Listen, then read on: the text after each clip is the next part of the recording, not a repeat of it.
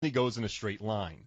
But I also love that the Zohan catches up to him by doing massive brushstrokes and flying out of the water like a dolphin.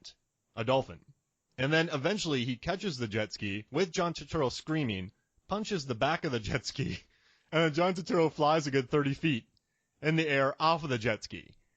And the scene isn't so much about jet skis.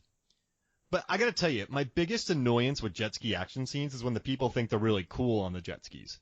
This one is just more of, I see a jet ski and I'm gonna escape on it. But a guy can swim faster than me and he punches it out. Like, I just love this scene. I had to pick it number one. I mean, it features action, it features punches, it features John Turturro. Doesn't get any better. What I think is even funnier is once they get to a certain part, after he's out of it, he just stands up. Yeah. The whole time you think it's like this deep, but it's not. They're just standing up. So at some point, I mean, maybe he gets to the other side of the body of water there, but all of a sudden he just stands up. And I'm like, okay, so we could have been doing this the whole time? Like, this could have been a foot chase. This could have been anything. Yeah, and all right, the jet ski's tertiary, right? But I think that's why I love it. I just love... Listen, if you put John Turturro on a jet ski in any of these movies, it would be number one. This character of the Phantom. And I like athletic Sandler. I think I like it when he plays an athlete. I dig, and then they start putting piranhas in their pants and they don't feel any pain. It's a weird scene. Putting on his neck and then his downstairs neck and then... I feel no pain. Me too. But, he just punches the back of the jet ski, and John Turturro goes flying. Someone wrote that scene. That's a scene that you don't just come up with on the day. So in the script, John Turturro on a jet ski, Zohan chases him down, and then he goes flying off of it. It's brilliant. It's just such a great sight gag, and you don't see it coming. It's such a surprise when you see that. So that's my number one all day, every day. Except for tomorrow. Absolutely. I think it's a solid choice just because, like you said, we do get John Turturro on the jet ski, and we do get to see Sandler catching up in the most absurd of ways. I expected when, like, initially the scene was happening to him, like, swim and then come underwater, and then maybe, like, somebody's holding him up, or he's, like, doing one of the classic, like, water ski, but without skis. He's just using his feet kind of thing. But to see him just float up here, or literally fly through the water, Phelps himself, if you will, to catch up with his jet ski is just, it's absurd, but it's incredible at the same time. It's a good sight gag, and I love it. So I had to do it.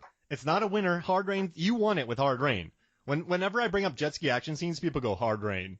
Like, it's like so now you're in the club, and I'm very happy about that. I'm telling you, man, I'll be at a grocery store, and I'll be talking to the tellers about jet ski action scenes. And then he'll just look at me, do like a shush motion, and then he'll do like finger guns and go Hard Rain. But the real cool ones, they just kind of write it on the back of the receipt. Yeah. And as you get it, you're like, when you get home, you're like, he knows. And then she knows. You're in the parking lot, you turn around, the person's out there looking. Yeah, through the window. And you just give each other a head nod. They just pull the umbrella up and they put it back down. Yes. Yeah, the international symbol for Hard Rain. And nobody will ever talk about Zohan when you talk about jet ski action scenes. But, I don't know, I love it. I think it's funny, and it makes me happy. So I'm doing that number one. You know my picks, man. I go weird. So, but you know what? They're good, though. It's a good weird. It's good weird. Who's your number two? My number two, I'm not going to lie, it's a little anticlimactic. And again, it's similar to your situation where it's not necessarily the focal point of the scene. It's more of just it sets the scene and the tone. And that's the jet ski scene in Hitch. Oh, yeah. The head kick. I don't know what it is, but every so often, like somebody getting hit in the head, either with a foot or a fist or a hand, it makes me laugh. It brings a smile on my face. It shouldn't, because there's nothing funny about getting wrecked in the side of the head. But at the same time, the sound effect is just right. The angle is just right. I mean, he drops her off that jet ski.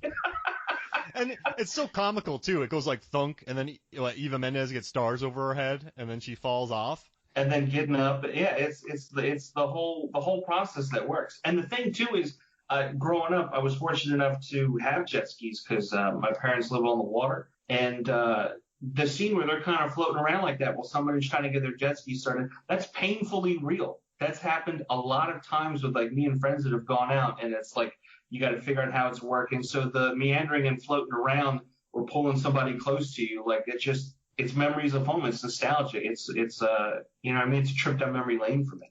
And it also shows how unwieldy jet skis are. I mean, there's no way to gracefully step off of a jet ski. Oh no, you look like a buffoon 9 times out of 10. The only way you could gracefully do it is if you ramped it up onto a beachhead, jumped off, did a tuck and roll, and then popped up like a gymnast. Like Transporter Refueled. Bingo. Yeah, all right, and a lot of people say, hey, this is an action scene, but he does kick her in the head, so we count it. We play fast and loose here at Movies, Films, and Flicks, and I love it. Because, listen, if there's a head kick, it works. It absolutely works. You know how high he's getting his leg? His leg's going over his head. Yeah. And to me, that spells action right then and there. Waist high, okay, we're in the ballpark. But I'm sorry, shoulders and up, that's the game. You're over your head getting a shot in the head. Anytime someone raises their foot shoulder height in a movie, it's an action movie. No matter what. It could be Pride and Prejudice. And as soon as, Mr. Darcy is getting that leg up, it's like they might be getting on a horse. Who knows? Mm-hmm. But that leg's coming up. Everybody's guard's up. Bring It On. That's one of the greatest action movies of all time. There's so many high kicks in that movie. Left and right. And they're not ducking them. They're getting right in there and matching wits with them as the legs are going up. It's choreography like that makes me think back and go like, it's like Bring It On is like the Raid of cheerleading. Oh, yeah. You know what I mean? Yeah. The months of training that had to go in before filming, just months and months of all these high kicks and getting ready for kicks and over the head kicks. Like, it's exhausting. If this crew gets stuck in a horror movie, they're just going to spin kick their way out of it. It's just going to be a tornado of cheerleaders and high kicks and split kicks. Basically. Jean-Claude Van Damme watches Bring It On and goes, I wish I could do that. In fact, to one-up them, that's why he did the split between the Volvo trucks. Yeah. He's like, I need to Bring It On. Yep. He said, bring it on. And then Kirsten Dunst was like, I already brought it. And then Gabrielle Union is like, well, we brought it before you. And then it's like, well, who brought it first? Then Steven Seagal pops up. Yeah. Yeah. He was a cheerleader. Said, don't even worry about the chicken or the egg. It's me. I brought it first. Yep. When Seagal was a cheerleader at the University of Texas, El Paso, he threw some mighty high kicks. It's the high kick on the resume. That's what got him to be a marshal down there. Oh, brother. All right. So my number 2. This is a weird one, and I'm gonna lose this, and I've accepted it. I've accepted my loss, but I'm gonna take Shark Night because, okay. I mean, a great white shark. Okay, this is the way I read the scene, and I did the math about how fast the shark had to go. The shark sees him because I mapped where all the other sharks were. So the great white shark swims past the jet ski, has enough time to turn around, then pops out of the water and eats the guy. Is that how you read the scene? That the jet ski, the shark overtook him? Or do you think the shark was just there going, all right, and just perfect? Okay, that shark knew the exact speed of that jet ski. That kid was doing everything right, I think, in that scene. He wasn't zigzagging. He was going in a straight line. He was trying to get out of there. You don't expect a great white shark to eat you when you're jet skiing. At least 99% of the population doesn't. The other 1%. 99% of the time, yeah. Yeah, the other 1% lives a terrifying life. If there's traffic on 95, they are looking left, right, front, behind. Their head is on a swivel because they don't know what's going to come up from behind them. It could be gridlock, bumper to bumper. You don't know where the great white's coming from. It's always happening. 1%. Constantly. Yeah, and that's why always look at people who are really, got their head on a swivel. You might think they're paranoid, but they're just looking out for sharks. But, absolutely. Listen, okay. So the guy goes back to help his friend. His friend dies. His friend sacrifices himself, and he doesn't take he goes back to help his friend, which is not what his friend wanted, but he just takes off. And I just love that moment, man. I just love shark movies. You know I do. And I just like that a shark they're on this lake, and a great white shark eats a dude on a lake on a jet ski, zipping it probably 40 miles an hour. It's beautiful. It absolutely is beautiful. And you got to think, too, That shark is gunning it. He sees it coming. He's done whipped around. He's coming back at him. He's timed it out in his head. He's clearly was the smartest fish in the school and just nails it. He's like the Troy Polamalu of sharks, jumping out of the water and just nailing that quarterback before, they even blow the whistle. He's right there ready to go every time. I guess there's a theme. Adam Sandler chases a thing down like a dolphin. A shark takes out a jet ski. I got a weird theme going on, don't I? There's something aquatic, something amphibious. Yeah.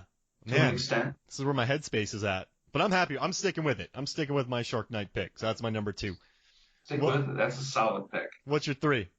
I think my 3 is going to have to be The Expendables. Oh. Yeah, when they're escaping, there's something about the scene where they're escaping, they're out on the skis and everything, but towards the end, so Stallone's coming through with a plane. He's trying to, I'm jumping ahead. Yeah. The guys are getting away. They're being chased by other guys on fan boats, and they're racing down. Stallone comes in with his plane to save them. But then the crew breaks off on jet skis a la the Bat Cycle coming out of the Batmobile in The Dark Knight. And it's a really fun moment. It's one of those like, oh, can they do it? And it just pops off and gets away. Very gadgety, very spy-like, even though these guys are just, the greatest action stars in a quasi-70s action film, done in the aughts, if you will, the 10 aughts, the aught 10s, however you want to pronounce it. But it's just, I don't know. And then there's something about it, too, where they're spinning around and they're blasting each other and just getting hit in the face with their own spray from their own wake. So it feels natural, like it's definitely happening. And then they just zoop right up into the plane like they've done it time and again. But they haven't done it time and again. They're just feeling at the moment. They're running on adrenaline, and they're getting up into that plane. Oh, I love it. And then they have to dump them to lose weight. So it might have landed on somebody as an extra weapon. Absolutely. And then you got to worry about, A, are you going to need it later? I guess you're out of luck now. B, you better not have hit any sea turtles with it, or we're going to have some problems. Oh, yeah. And that's the one thing you got to worry about. Man, if a sea turtle gets, I was watching Con Air the other day, and the scene where they drop Pinball out of the plane, Pinball lands on a car and destroys it. I feel like a lot of movies don't show what happens when things fall out of planes. Does that make sense? Like the Avengers. That makes a lot of sense, yeah. Like, what's on Earth? Like, what are these things falling on? Where does this debris go? And Con Air showed us what a body can do. So imagine what a jet ski could do to a sea turtle. Or imagine what an entire plane body can do. Like I hate to keep going to Batman references here, but like they do in The Dark Knight Rises at the beginning, where they literally, save a guy out of a plane by removing the plane from him. We don't see what happens to that. That's got to be a massive explosion. You're taking out trees. You're damaging an ecosystem. That's a big problem. You're destroying That's village. A huge problem. You're easily destroying the village. But maybe in a perfect world, when these jet skis are falling out, they're landing maybe 100 feet away from a sea turtle. Sea turtle looks at his sea turtle buddies and is like, hey, guys, we're going to have a great day today. They fire right up, and they're just wave racing 64 around the entire place. So they're looking at palm trees. Oh, yeah. Yeah, they're doing it. I picture a sea. So, sorry to do this, but yeah, the Expendables 2 in the beginning. And I see this scene. Okay, tell me if this is a ringer or not. I'm going to lead into this. So my third pick is going to be Police Academy 3. Nice. Is that cheating? Is that because that's an entire. I don't think it is. You don't think it is? No. All right. So what I like back in training, and what I like though, there's a scene where Sweet Chuck is being dragged on a jet ski. I picture a turtle's initial getting into position is getting dragged. You know what I mean? Like this turtle. Oh yeah. Yeah, this turtle is getting dragged and then uprighting it. But I want to see a turtle start a jet ski. I think that would. Yeah, that's what's got to happen next. He's got to climb up. It's going to take him a little bit, but he's got to climb up onto that seat, make sure everything's plugged in, ready to go. Turn that key, watch the gauges, make sure we got plenty of gas and the speed's ready to go. And then he just moves those goggles down in the slightest. Just the slightest. These tinted, Oakley branded sunglasses. And then he just rips it. We're talking 50, 60 knots. He's just blowing past everybody. Dolphins are like, who is that? we're about to get interspecies in here based solely on the jet ski performance of the sea turtle. What's that song by the Scorpions that